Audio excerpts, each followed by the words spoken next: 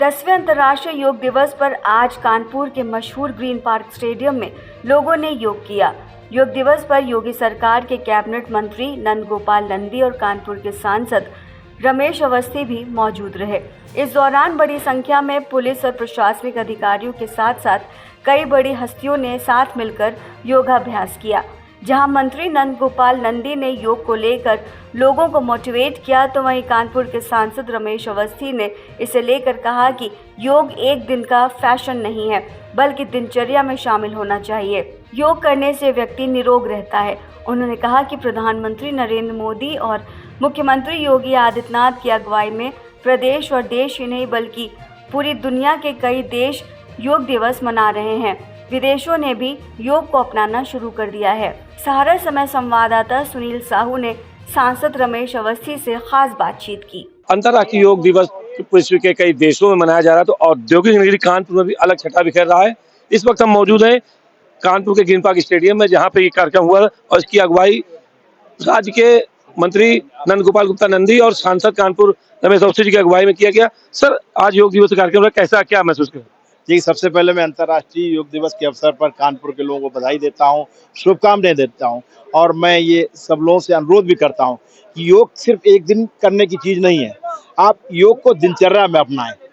कहते हैं करो योग और रहो निरोग। तो मैं सबसे लोगों से अनुरोध करता हूं कि सब लोग योग को अपनी दिनचर्या में अपनाएं और प्रतिदिन योग करें, तभी इसका लाभ मिलेगा। 2014 में इसकी स्टार्टिंग में 10 वर्ष हो गए लगभग। क्या बदलाव देखते हैं आप इसमें सामाजिक रूप से योग? देखिए, ऐसा है कि बदलाव सिर्फ देश स्तर पर तो है ही। हमारे यहाँ योग पहले होता था, माननीय प्रधानमंत्री जी ने, नरेंद्र मोदी जी ने जिस तरीके से उसको और बढ़ावा दिया, उससे इसका व्यापक स्वरूप हुआ। पहले कुछ लोग योग करते थे, आज देखिए आम हर शहर में ऐसा कोई पार्क नहीं है, ऐसी कई स्थान नहीं सार्वजनिक जहाँ योग के सुबह कार्यक्रम नहीं होते।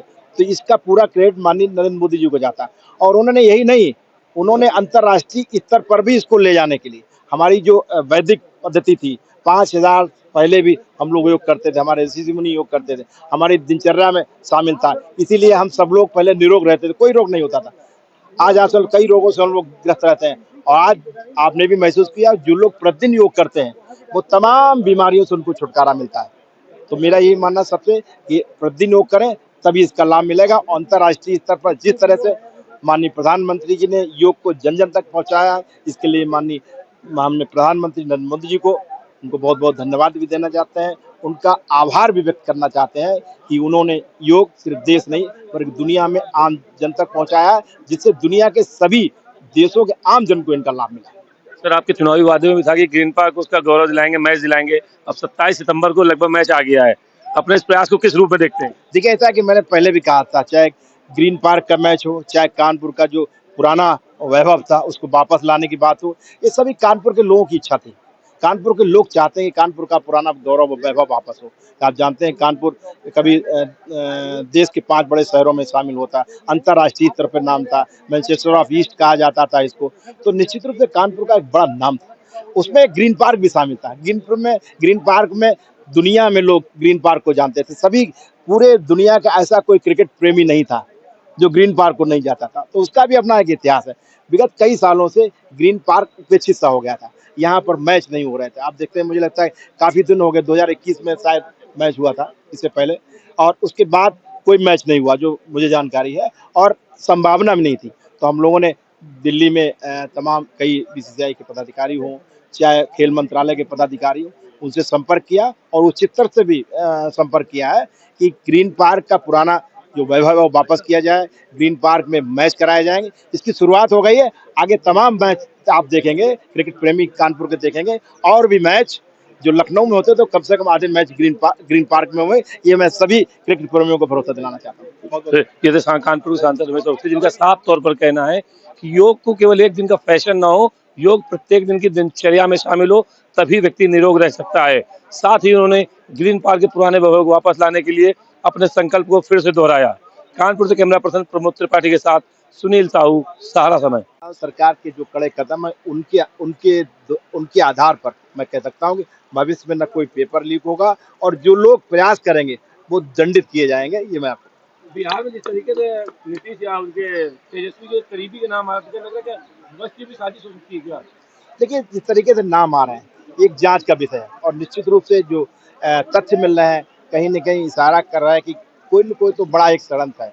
भ्रष्टाचारी जो भ्रष्टाचार करते थे, जिनकी जड़ें मैंने कहा पहले मजबूत थी, ऐसे लोग कहीं न कहीं इसमें शामिल हैं और इस पे बड़ी गंभीरता से जाँच की जा रही है और जो भी लोग इसमें शामिल हैं, वो दंडित किए जाएँगे और उनको दंड मिलेगा ताकि भविष्य में इस तरीके की कोई पुनरावृत्ति ना हो और छात्रों के साथ खिलवाड़ ना हो। विधि है और करें योग रहें निरोग, जिसका आविष्कार ही भारत है। आदरणीय प्रधानमंत्री जी ने पूरी दुनिया में योग को 21 जून योग दिवस के रूप में पूरी दुनिया मनाने का काम कर रही है और आदरणीय मुख्यमंत्री जी के नेतृत्व में उत्तर प्रदेश के 75 जिले में जहां प्रभारी मंत्रीगण हैं, प्रभारी मंत्री, और जहां पर क्योंकि 57 जिलों में मंत्रीगण उपस्थित हैं, जो और जिले बचे हुए हैं वहां पर जनप्रतिनिधिगण और हर जिले में नोडल ऑफिसर, एक सीनियर प्रमुख सचिव, एडिशनल चीफ सेक्रेटरी लेवल के अधिकारियों को भी भेज करके 75 के 75 जिलों में योग कार्यक्रम आयोजित किया गया है।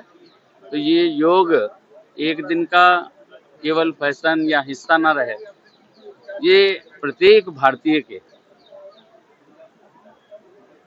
अंतरात्मा में, मन में ये रहे, क्योंकि जैसे बूंद बूंद से घड़ा भरता है, करें योग रहें निरोग और भारत स्वस्थ होगा। एक एक लोग स्वस्थ होंगे, यहाँ के 140 करोड़ लोग स्वस्थ होंगे तो निश्चित रूप से भारत स्वस्थ होगा और भारत की ओर पूरी दुनिया आशा भरी निगाहों से देखती है और भारत विश्व गुरु बनने की ओर अग्रसर है। निश्चित रूप से आज आदरणीय प्रधानमंत्री जी, भारत की मुकुट श्रीनगर कश्मीर में योग का वहाँ पर आयोजन हुआ है और बड़ी संख्या में वहाँ पर लोगों ने भाग लिया है और पूरे देश में इस आयोजन में बढ़ चढ़ कर के लोगों ने हिस्सा लिया है। और अभी मैं यहाँ पर देख रहा था, हमने भी पूरा इन्वॉल्व होकर किया और जिन जिन लोगों ने पूरे इन्वॉल्वमेंट के साथ वो किया, उसको अलग से कुछ ऊर्जा, एनर्जी मिल रही है। निश्चित रूप से ये योग